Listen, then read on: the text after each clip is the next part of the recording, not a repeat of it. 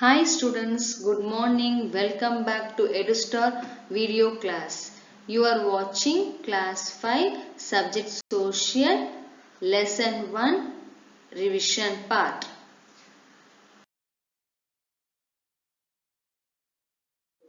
So far you have learned 10 lessons, isn't it? So in this video I am going to revise lesson 1 globes and maps.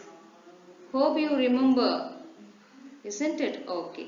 So first topic what we are going to revise is shape of the earth.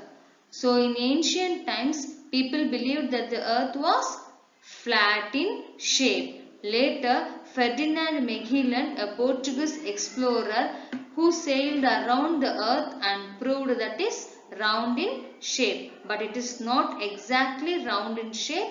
It is round like an orange, bulging at the middle and slightly flat at the top and bottom.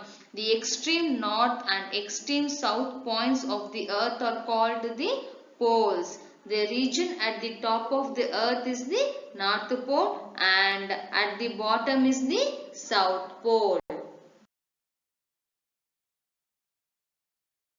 Next is about globe. A globe is a model of the earth. Globes are always mounted on an axle sand. The axle tilt is the same as tilt of the earth's axis. A globe accurately represents the distribution of continents and oceans on the earth. Next, about the problems with globes. A globe does not show details of small towns and small cities. Globes do not show the entire earth at a time. Larger globes are difficult to handle. It is also difficult to carry globes around. The science of map making is called cartography. A collection of books bound together in a book is called an atlas. Next is about map. A map is the visual representation of the earth or a part of it on a flat surface. Maps show specific details of areas very well. They are also very convenient to carry. There are many types of maps such as political map, physical map and different thematic maps. A political map of a country shows political features such as states, cities and towns.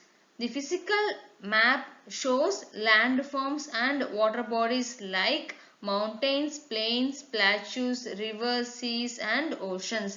Apart from political map and physical maps, there are also thematic maps which show special features of a region. Thematic maps include maps showing distribution of rainfall, vegetation, minerals, industries, etc. Next is about direction and scale.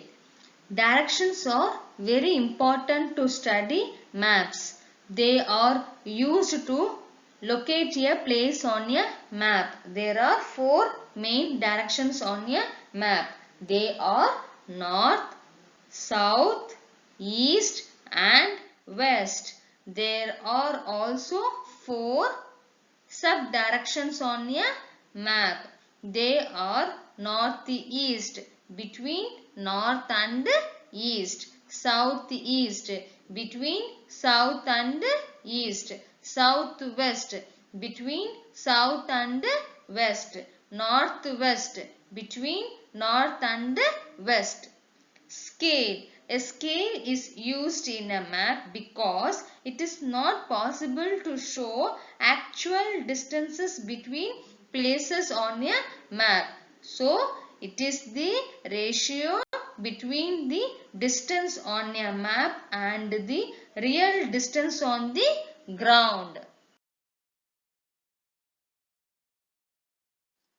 Next is about signs and symbols. Maps use various signs and symbols to represent different features. If you see a map closely, you will find signs and symbols representing rivers, roadways, railways, temples, schools, etc. These signs and symbols are also known as the conventional signs and symbols. Each map contains a key or a legend to help us to understand the symbols used on that map. Colors on a map.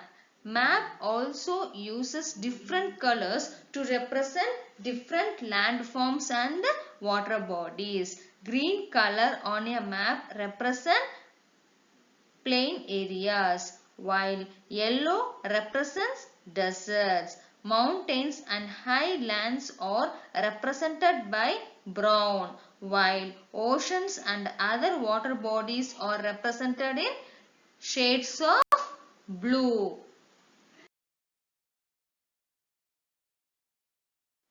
Finally, we completed lesson 1 revision, and now I am going to give worksheet. Okay, so you have to write in A4 sheet.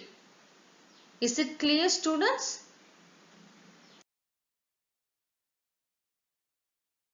Write part A, important words. Find 30 words from lesson 1 globes and maps and write those words in A4 sheet as shown here.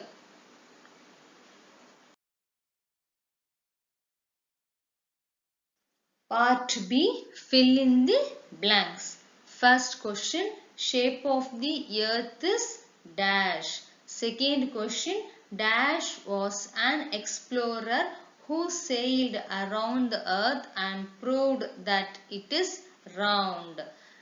Third question, a dash is a model of earth. Fourth one, a dash map shows countries, states and their capitals. Fifth one, northeast, northwest, southeast and southwest are the four dash directions. Sixth one, a map is the representation of the earth on a dash surface. Seventh one, the bottom of the map depicts the dash direction.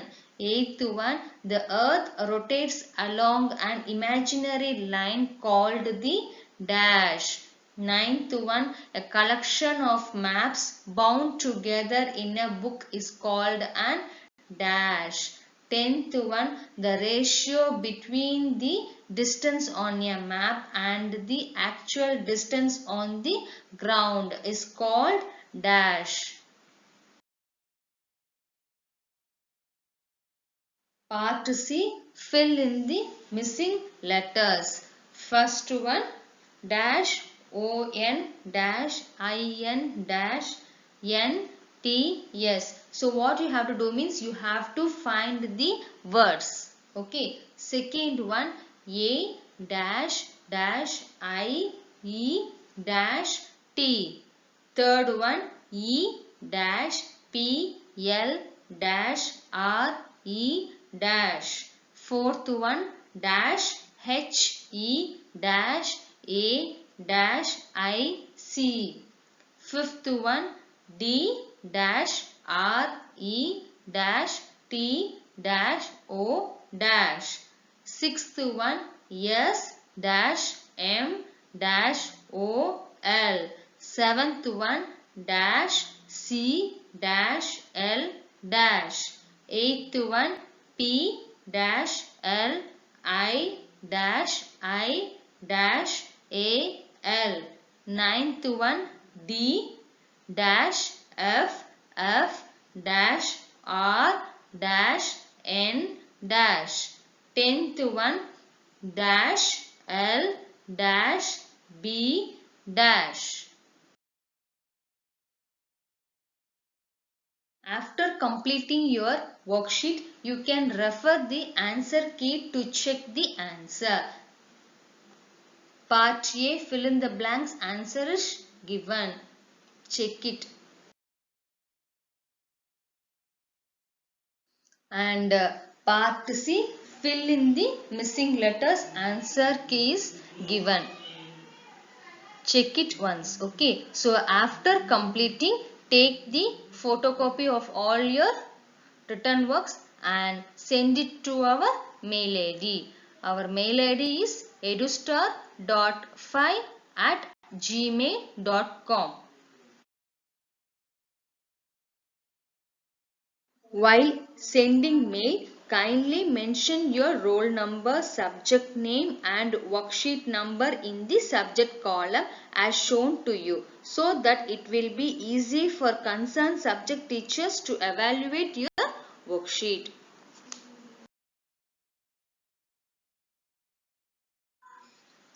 Take your classwork note, lesson 13, natural disaster.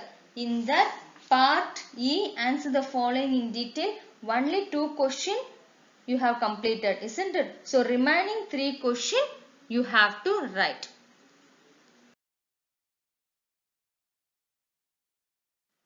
So third question, how does a tsunami occur and what are some ways to prepare for it? Answer, a tsunami is a series of large and high waves caused by an earthquake or a volcanic eruption under the sea. A tsunami wave can submerge an entire coastal area. A tsunami warning system was introduced to give alert to nations before the occurrence of tsunami. Once the tsunami warning is issued, people should immediately move out from coastal region and move to higher grounds. Use black stick pen to write the question and blue pen to write the answer. Is it clear, students? Okay. Fourth question, where do cyclones occur in India? Answer, in India, tropical cyclones affect the coast of Bay of Bengal and Arabian Sea. In India, eastern coast is more affected than the western coast. In the eastern coast, the cyclones mainly occur in October and November. Fifth question, how does a flood occur? In what ways is it unlike other disasters? Answer, a flood occurs when a water body rises above the level of land and overflows into the land. Human activities like deforestation, poor quality dams and improper drainage give rise to floods. During floods, water flows from higher areas to low-lying areas. Flood can submerge an entire city. Unlike other disasters, flood is slow and predictable.